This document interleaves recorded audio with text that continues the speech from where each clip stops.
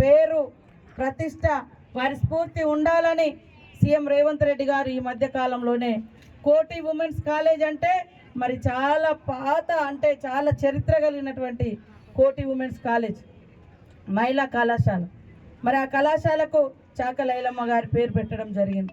అదేవిధంగా మరొక బీసీ నాయకుడు మరి ఆ రోజు తెలంగాణ కోసం పోరాడి పదవులను సైతం త్యాగం చేసి మళ్ళీ తెలంగాణ వచ్చేంత వరకు ఏ పదవులలో ఉండను అని చెప్పి పోరాడి బరిగీసి నిలబడ్డటువంటి కొండా లక్ష్మణ్ బాపూజీ గారి పేరు మీద కూడా మరొక హ్యాండ్లూమ్కి సంబంధించినటువంటి యూనివర్సిటీకి వారి పేరు కూడా పెట్టడం జరిగింది. అదేవిధంగా ఇవాళ పదవులంటే కుటుంబాలకు కాదు, మరి ఇలాంటి పోరాట వారసత్వం ఉన్నటువంటి వాళ్ళకి ఇవ్వాలని ఆమె మన్మరాల్ని కూడా మహిళా కమిషన్లో మెంబర్గా కూడా తీసుకోవడం జరిగింది. ఇట్లా చాలా విషయాలలో ఒక సామాజిక స్పృహతోటి ఈ యొక్క స్వేచ్ఛ స్వతంత్రానికి కారణమైనటువంటి ఉద్యమకారులను గుర్తించాలి అనే లక్ష్యంతో సీఎం రేవంత్ రెడ్డి గారు కూడా ప్రత్యేక చొరవతో ఇవన్నీ చేయడం జరుగుతుంది.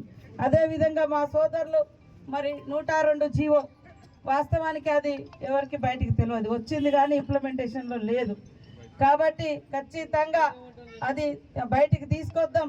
ఏ లక్ష్యంతో అయితే ఆ యొక్క జీవోలు వస్తున్నాయో ఆ జీవోలు ఖచ్చితంగా ఇంప్లిమెంటేషన్ అయినప్పుడే వాటి యొక్క సార్థకత ఉంటుంది, ఆ వర్గాలకు న్యాయం జరుగుతుంది. అదేవిధంగా ఇంకా కొన్ని విషయాలు కూడా బిల్డింగ్ సంబంధించి స్థలానికి సంబంధించినటువంటి పెండింగ్ కూడా ఉంది. అది నేను సారన్న గారు ఇద్దరం కూడా మరి సీఎం గారి దగ్గరికి వెళ్ళి తొందరగా క్లియరెన్స్ చేసి మరి దాన్ని కూడా నిర్మాణం అయ్యే విధంగా కృషి చేస్తామని తెలియజేస్తా ఉన్నాం. సోదరుడు శ్రీను చాలా విషయాలు, శ్రీనే కదా ఎంపీ, అనుభవజ్ఞులు పెద్దలు మరి సారన్న గారు కూడా ఉన్నారు కాబట్టి వారి యొక్క సూచనలు సలహాల మేరకు తప్పకుండా ఈ అట్టడుగు వర్గాల వెనుకబడ్డ జాతులు వాస్తవానికి ఇప్పుడు ఒక ముచ్చట కూడా చెప్పారు.